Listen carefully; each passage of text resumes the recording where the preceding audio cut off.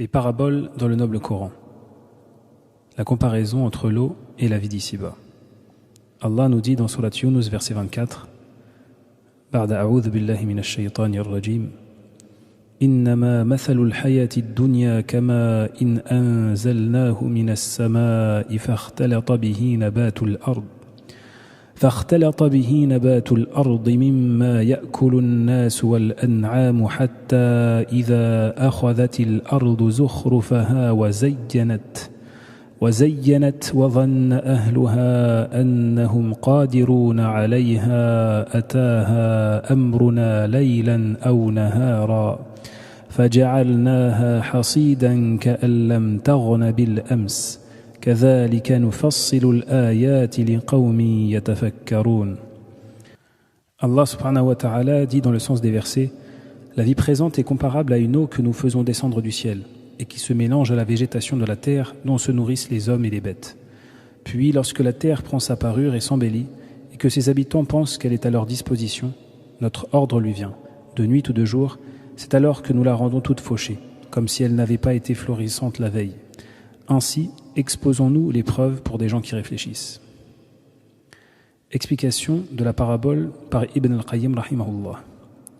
Allah illustre ce bas monde coquet et plaisant à voir, si bien que l'homme charné penche vers cette vie d'ici-bas et la chérit en étant complètement berné à son sujet. Puis lorsqu'il a la certitude de la posséder et d'en faire ce qu'il désire, il en est subitement privé.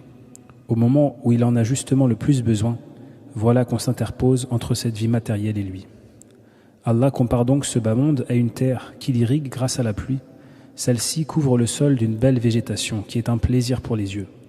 L'homme qui la voit est trompé et s'imagine avoir sur elle un quelconque pouvoir et qu'elle lui appartient. Puis un ordre venant d'Allah la vise et ses fruits subissent des dégâts imprévus et tout ce qui était n'est plus. La déception est grande, les mains sont vides. Tel est l'exemple de ce bas monde et de ceux qui lui accordent leur confiance. La force d'évocation de ce parallèle, de cette analogie, est à son comble. Et puisque la vie terrestre est sujette à ces calamités, alors que le paradis en est à l'abri, Allah subhanahu wa ta'ala nous dit « Wallahu yad'u ila daris salam » Surat Yunus, verset 25, dans le sens des versets, Allah appelle à la demeure de la paix. Il donne donc au paradis le nom de lieu saint, c'est-à-dire saint de toutes les avaries qu'il a mentionnées au sujet de ce bas monde. Allah a donc lancé une invitation générale, puis il a guidé ceux qu'il a choisis en particulier. Cette invitation est sa justice, ce choix et sa faveur. Explication de Cheikh Saadi rahimahullah. Cette parabole est parmi les plus belles et les plus significatives des paraboles. Elle est conforme à l'état de ce bas monde. En effet, il arrive que ce bas monde, avec ses plaisirs, ses honneurs et ses atours, sourit à quelqu'un pour un laps de temps éphémère. Mais une fois que ces plaisirs et ces atours arrivent à leur plénitude, ils se dissipent et disparaissent, ou bien c'est l'individu qui disparaît, en se retrouvant les mains vides de ses biens terrestres, mais le cœur affligé, plein de remords et peiné par leur perte. Cela est pareil à l'eau que nous faisons descendre du ciel et grâce à laquelle toutes sortes de plantes, c'est-à-dire de tout genre et de toute catégorie, dont se nourrissent les hommes, comme les légumes et les fruits, et les bêtes, comme les diverses formes d'herbes et de fourrages. Et au moment où la terre revêt ainsi sa plus belle parure et s'embellit, c'est-à-dire qu'elle s'embellit à la vue des gens et devient agréable à voir et magnifique à contempler dans ses couleurs diverses et chatoyantes, les hommes s'imaginent qu'ils en sont les maîtres incontestés, c'est-à-dire qu'une prétention naît en eux et leur donne l'impression que cette situation va durer et se prolonger, en raison de la limitation de leur volonté et de leur aspiration. Tandis qu'ils se trouvent dans cette situation, c'est alors que notre arrêt la frappe de nuit ou de jour, et les récoltes se trouvent anéanties, comme si cette végétation n'était pas florissante la veille. C'est-à-dire comme si elle n'était jamais embellie, ni devenue agréable et magnifique. Telle est la situation exacte de la vie ici-bas. C'est ainsi que nous exposons nos signes, c'est-à-dire nous les clarifions en rapprochant leur sens des esprits des gens et en donnant des paraboles pour ceux qui savent réfléchir, c'est-à-dire qui utilisent leurs idées dans ce qui leur est utile.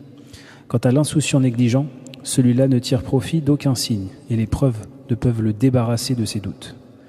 Après avoir rappelé l'état de ce bas monde et la finalité de ses plaisirs, le Très-Haut parle de l'au-delà en des termes qui suscitent le désir et l'aspiration à œuvrer pour elle. Il dit Allah appelle les hommes à la demeure de la paix et guide qui il veut vers la voie du salut. Dans Suratul Kahf, Allah subhanahu wa ta'ala nous dit dans le verset 45: وَاضْرِبْ لَهُمْ مَثَلَ الْحَيَاةِ الدُّنْيَا كَمَاءٍ أَنزَلْنَاهُ مِنَ السَّمَاءِ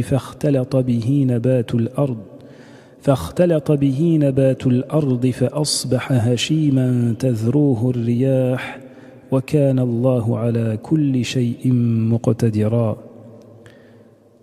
Allah subhanahu wa ta'ala nous dit dans le sens des versets: propose-leur encore la parabole de la vie en ce bas monde. Elle est semblable à cette eau que nous faisons descendre du ciel et dont les plantes s'imprègnent un instant, pour se transformer ensuite en chaume à la merci des vents, car la puissance d'Allah n'a point de limite. Explication de la parabole par Cheikh Sa'di rahimahullah. Le Très-Haut dit à son messager sallallahu alayhi wa sallam en premier lieu, puis à ceux qui le suivent: donne un exemple de ce bas monde aux hommes, afin qu'ils se l'imaginent tel qu'il est réellement et qu'ils connaissent aussi bien son aspect intérieur qu'extérieur, et qu'ils comparent entre cette demeure éphémère et la demeure éternelle, et voient qui des deux est digne d'être choisi. Ce bas monde est pareil à une pluie qui tombe sur la terre et qui se mélange à la végétation en donnant toutes sortes de plantes et de fruits. Et tandis que cette vue qu'il offre réjouit les yeux et les subjugue, voilà que ce jardin subit l'assaut des vents et se transforme en chaume. Les belles plantes et les agréables fleurs qui égayaient les yeux s'abîment et la terre devient comme de la chaume qui n'attire aucun regard et n'égaye aucun cœur.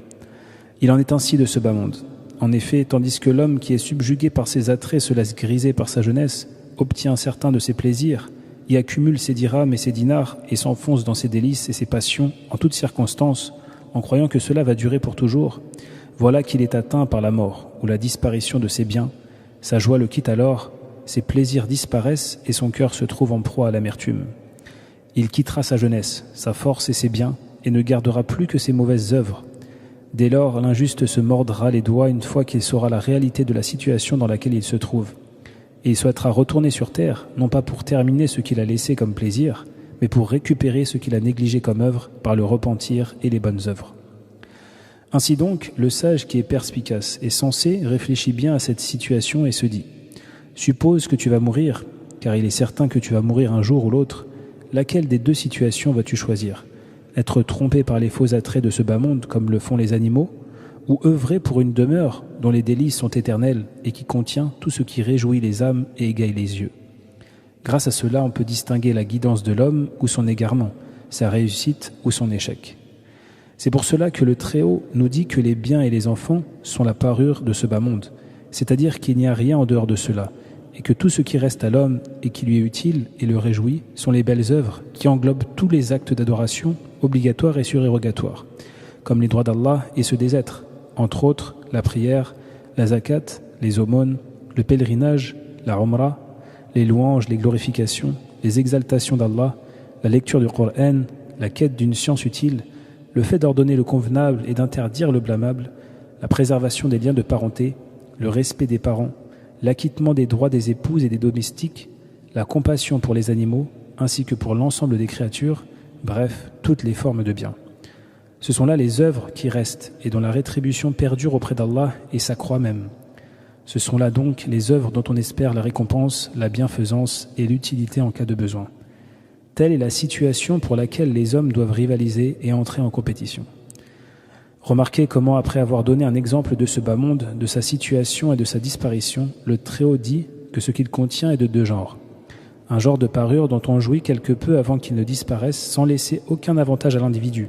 Loin s'en faut, puisqu'il lui porte parfois préjudice, il s'agit des biens et des enfants. Un genre qui reste et dont l'utilité est éternelle pour l'individu, il s'agit des belles œuvres qui restent auprès d'Allah.